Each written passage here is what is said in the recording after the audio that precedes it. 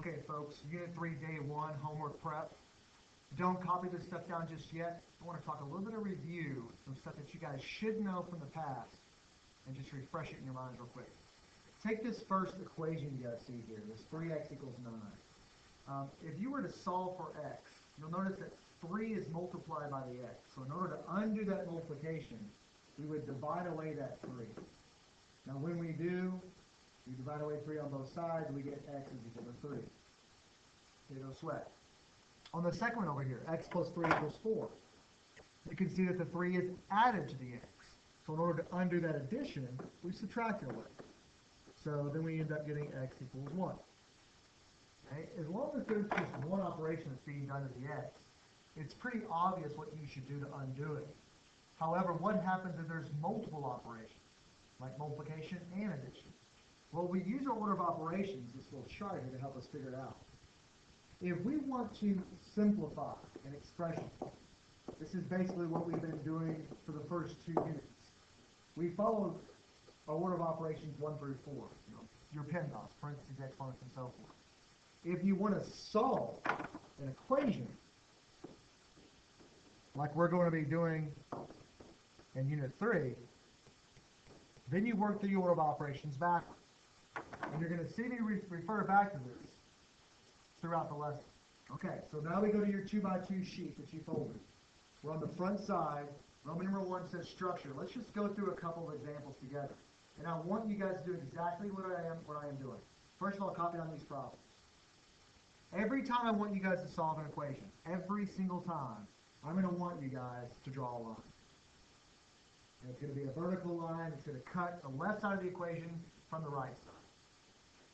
Then we're going to begin to undo the equation or solve it.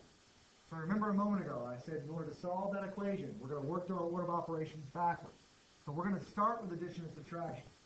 So if we look at our equation here, we have 2x minus 3. The 2 is being multiplied by the x, the 3 is being subtracted from it. So we're going to add or subtract away first. So in order to get rid of that 3, we must add it away. Now notice I'm doing it on both sides of the equation. Anytime we have an action that occurs on both sides of the equation, we just done, I'm going to want you guys to draw a horizontal line, just like that. You could be using a straight edge here, you could be using your ID, a ruler, I don't care. Just make sure that it happens. Okay, now let's reset. We were able to get rid of the 3, minus 3 plus 3, they cancel each other out. And then on the right side we have 15 plus 3 is equal to 18. Now the only thing is left here is the 2 times x. So in order to get rid of that x, we undo the multiplication by dividing.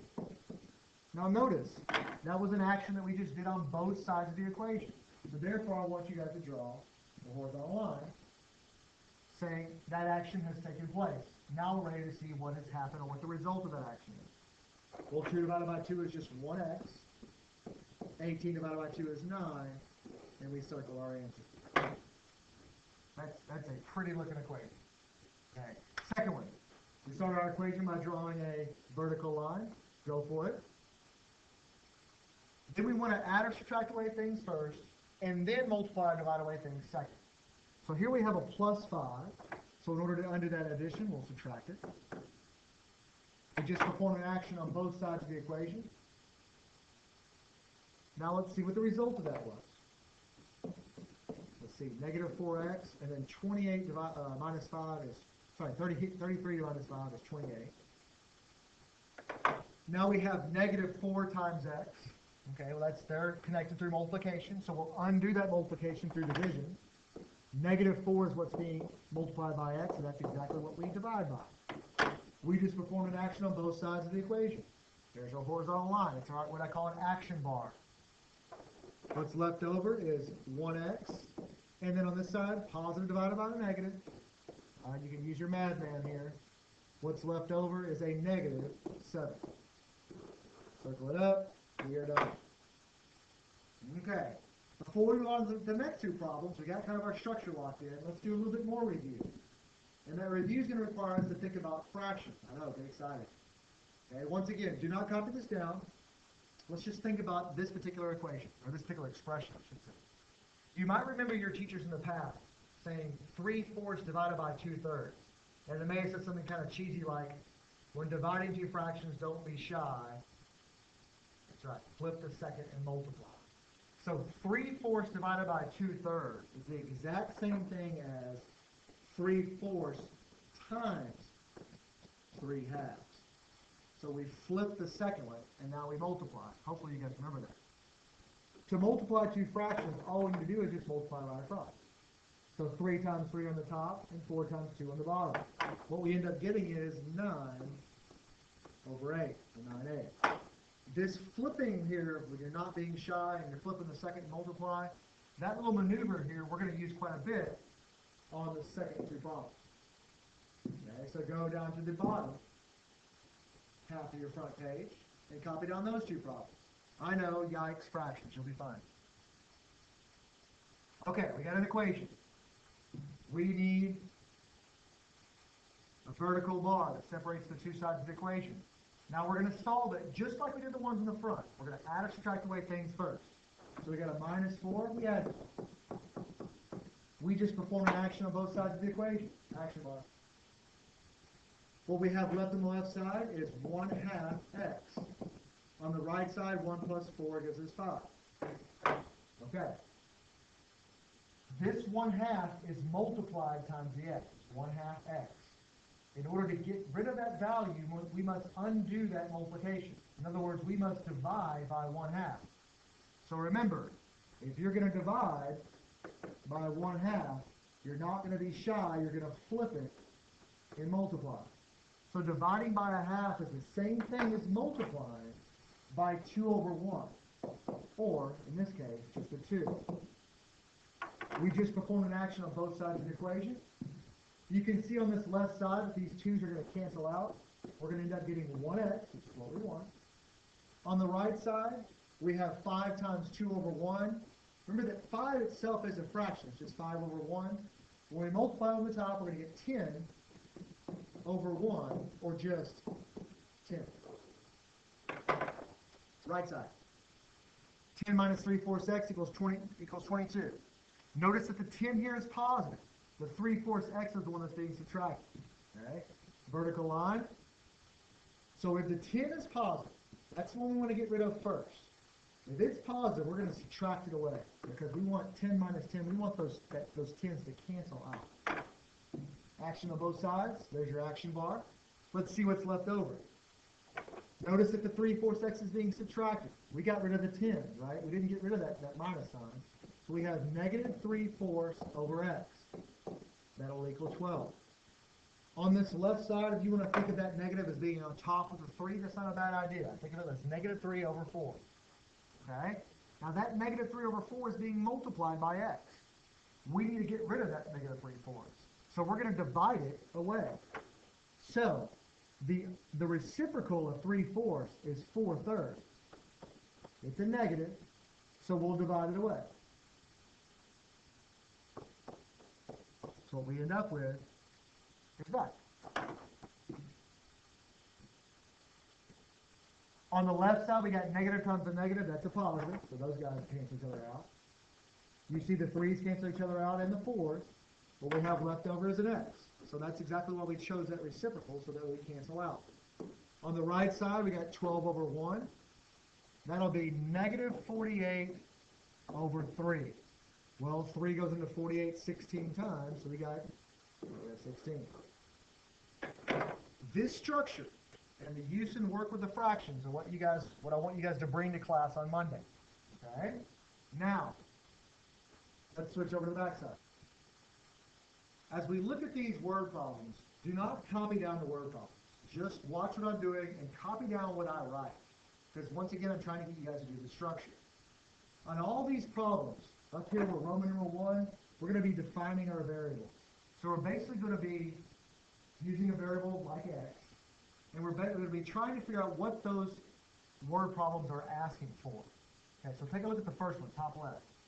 The length of a rectangle is 30 centimeters. This is 6 centimeters more than twice the width. Okay, look at there. There's the question mark. It's saying, what is the width? That's what it's asking for. That is our variable. That's what we don't know. So let's just say that x is, with an equal sign, the width. That's what we're looking for. Okay? Now, every time they talk about the width of the rectangle in the word problem, we're going to replace that with an x.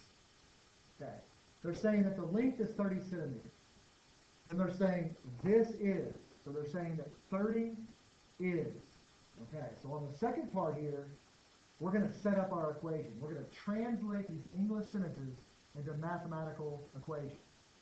So 30 is means equal.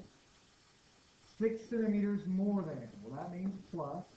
So 6 plus twice the width. Well, twice means 2 times. And the width here is what we define as x.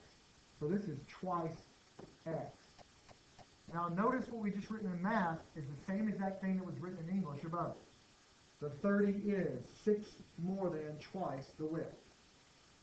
Okay, from here, we got ourselves an equation. The third part is solved. A vertical line. Yes, you need a vertical line every time you solve an equation for me. Okay, let's subtract away that 6. Yes, the x is on the right side. That's okay. We're not scared of that. So wherever the x is, that's where we're going to undo all these things to get the x by itself.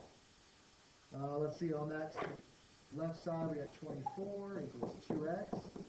It's 2 times x. We're going to divide that 2 away. What we end up with is 12 equals x. So what is the width of the rectangle? The width is 12.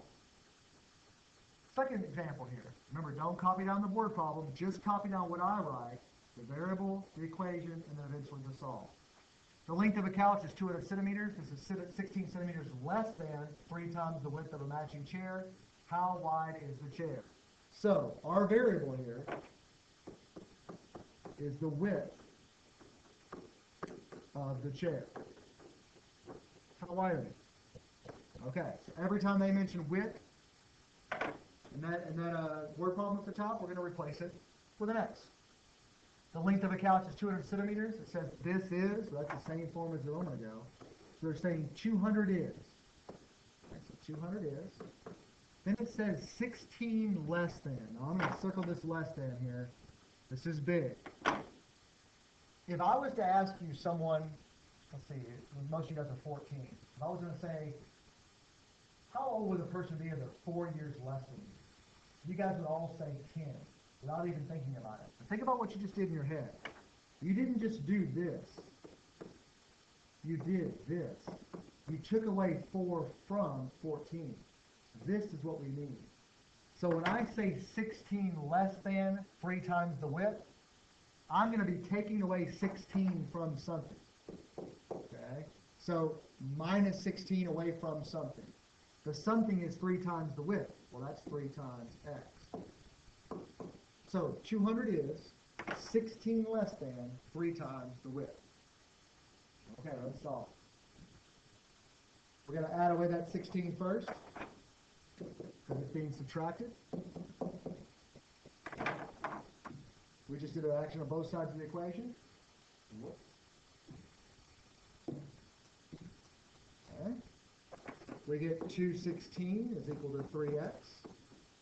It's 3 times x, so we're going to go ahead and divide that away. And what we end up with, we can check our calculators, or we can use our brains. What we end up with is 72. That is the width in centimeters of the chair. All right, bottom 2. We'll go a little bit faster.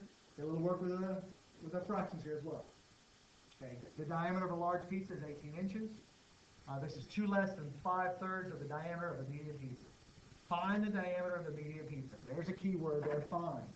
Find what? The diameter of the medium pizza. That is our variable. You're copying this down with me.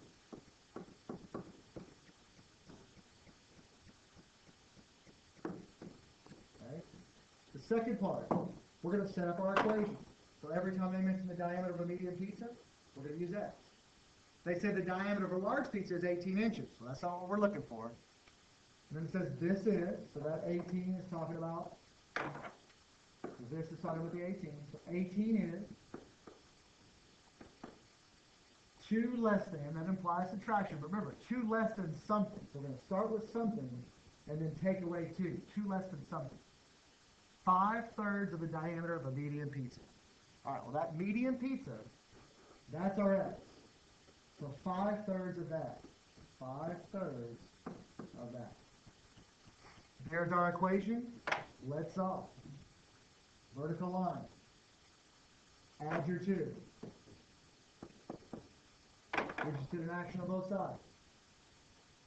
That gives us 20. And 5/3 x. 5/3 times x. We're going to divide that 5/3 away, so we're not going to be shy. We're going to flip it and multiply. So we're going to be multiplying by 3/5. Okay. Let's see if we just did an action on both sides. Put that 20 over a 1. We multiply on the top, it gives us 60. On the bottom, it gives us 5. Well, 60 divided by 5 is 12. You can see here that the 5's cancel out, and so do the 3's. We get x, and it will be 12. That is the diameter of the medium pizza, 12 inches across. Okay, last one. Look for the question mark, or find, question mark, excuse me, I found the word find. Here's the question mark. What is it asking for? How much Mr. Cork paid for the car? Okay. X is how much Mr. Cork paid for the car. If you're not sure how specific to be on these variables, more specific is the better. Okay. Mr. Cork sold his car for $8,400. This was, okay, there's the this. Was is just the past tense of is, so 8,400 is 200 more than. Okay, well, with plus, it's commutative, so it doesn't matter if the 200 comes before or after. 2/5 of what he had paid for the car originally. Okay, that is x. So 2/5 of x. Okay, let's solve. Vertical line. Yes, you gotta do it. Subtract your 200. We perform an action on both sides. So, action bar. 8,200. 2/5 x. Oh, we're so scared of that big number. No, we're not. Divide away from 2/5. Since we're dividing away by 2/5, we're going to multiply by its reciprocal. We're not going to be shy. We're going to flip it and multiply. You can see on the right side that those 5's and 2's are going to cancel out. Over here on the left side, we put the 8,200 over 1. Let's see what we got here. Boom, boom. 41,000 over 2. Cut that guy in half. Oh boy. 20,500. Okay. That was how much he originally paid for his car. Okay. When you come in on Monday, I understand you're going to have problems with some of the fractions. I'm not worried about that. What I want you guys to be familiar with is drawing those lines, your vertical lines and your action bars, and also being able to think about writing down variables, setting up equations, and eventually solving with this structure. Thank you very much.